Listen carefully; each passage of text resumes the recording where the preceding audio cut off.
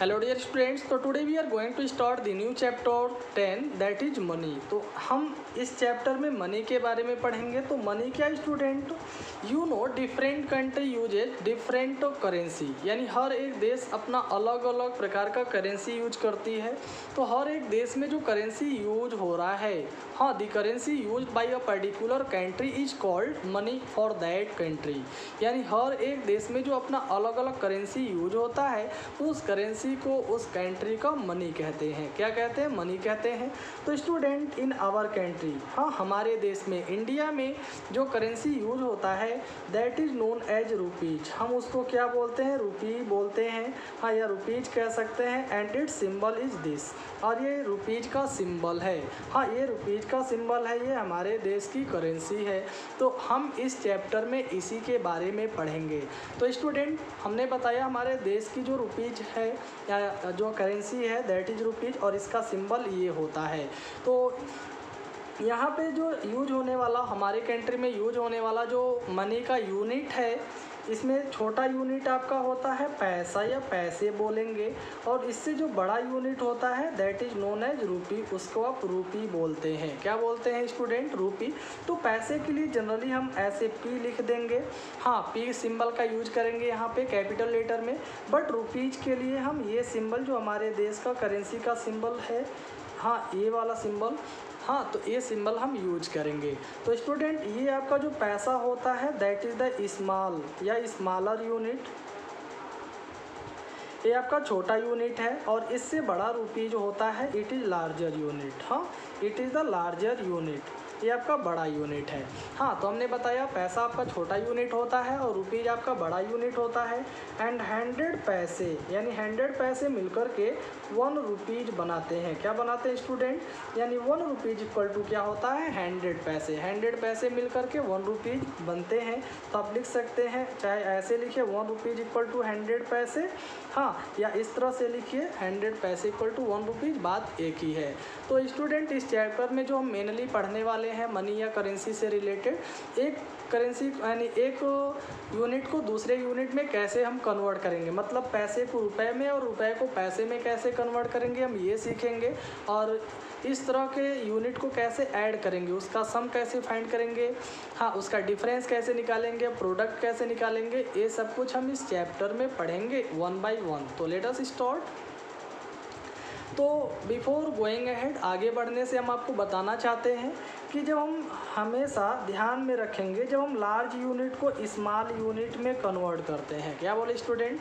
हम जब large unit को स्मॉल यूनिट में कन्वर्ट करते हैं तो मल्टीप्लाई करते हैं। क्या करते हैं? मल्टीप्लाई करते हैं।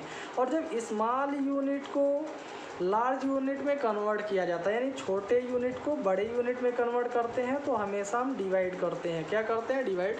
हमेशा आपको ये ध्यान में रखना है।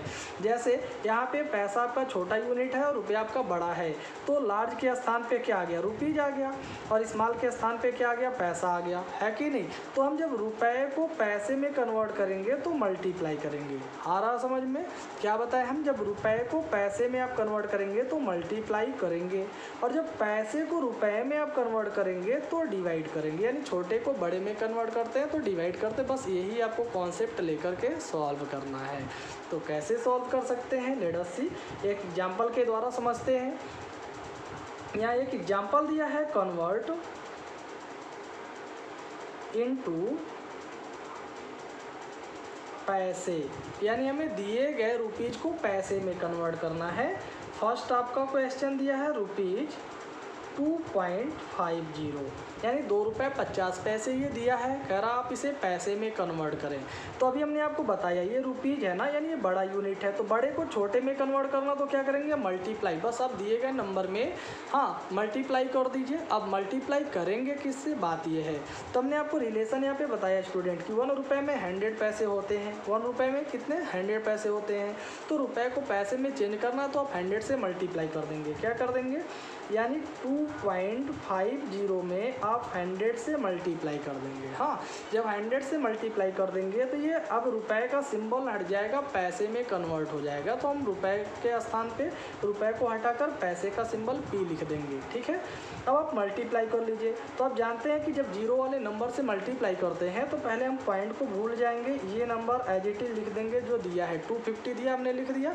और इसके बाद जीरो वाले नंबर से मल्टीप्लाई कर दे रहे हैं तो 2 जीरो आप लास्ट में बढ़ा दीजिएगा, है ना। अब क्या करना, अब देखिए कितने डिजिट के बाद पॉइंट था, 1 2 डिजिट के बाद पॉइंट है, तो यहाँ से पीछे से 2 अंक के बाद पॉइंट आ जाएगा। तो यहाँ पे पॉइंट आ गया, इतना पैसे आ गया।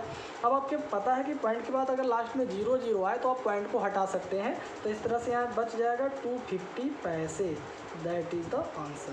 हाँ, आपका आंसर आ गया, यानी 2 रुपये 50 पैसे को जो आप पैसे में चेंज करेंगे तो 250 पैसे आएंगे। हाँ, one more example let us see. मान लीजिए यहाँ दिया है ₹67.25, हमें इसे पैसे में कन्वर्ट करना। किस में कन्वर्ट करना? पैसे में। तो हम ये पॉइंट हटाकर 6725 as it is, sorry rupees का सिंबल हटाकर, या भी पॉइंट यहाँ रहेगा, पॉइंट रहेगा ये लिख देंगे। 100 से जब मल्टीप्लाई करेंगे तो रुपीज़ का साइन हट गया, अब यहाँ पैसे का साइन आ जाएगा। हाँ, अब क्या करेंगे, ये पॉइंट को हटा देंगे। अब 6725 लिख दिए, उसके बाद 2 जीरो अब लास्ट में बढ़ा देंगे क्योंकि आप 100 से मल्टीप्लाई कर रहे हैं।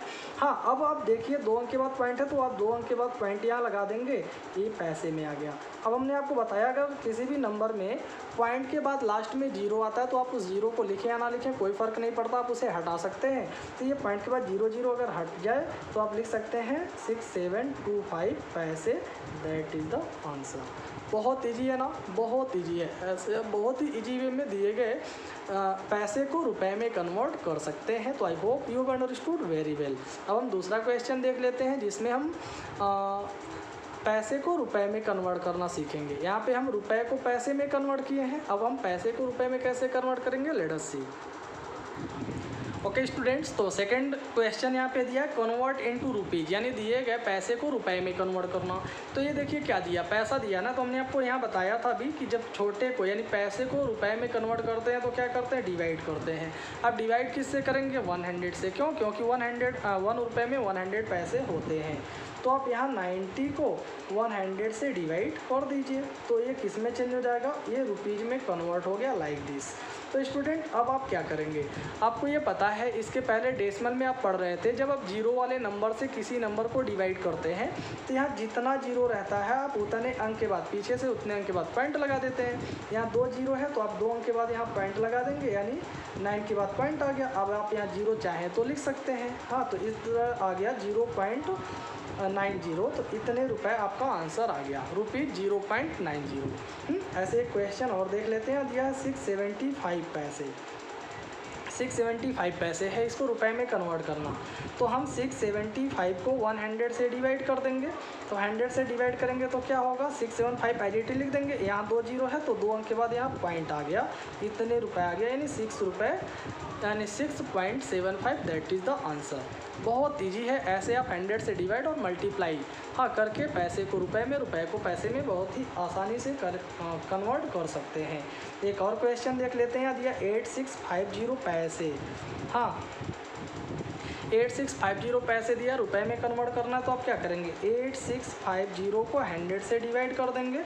अब ये 8650 एज इट इज लिख देंगे, यहाँ 2 जीरो है तो पीछे से 2 अंक के बाद यहाँ पॉइंट आ गया, रुपीज़। तो यही आपका आंसर आ गया 86.50। हाँ, 86.50 बहुत ही आसान है। तो ऐसे ही आप लोग सेकेंड एक्सरसाइज तक के सभी क्वेश्चन सॉल्व कर लेंगे। तो आई होप आपको बहुत ही अच्छे से समझ में आया होगा। That's all, thank you.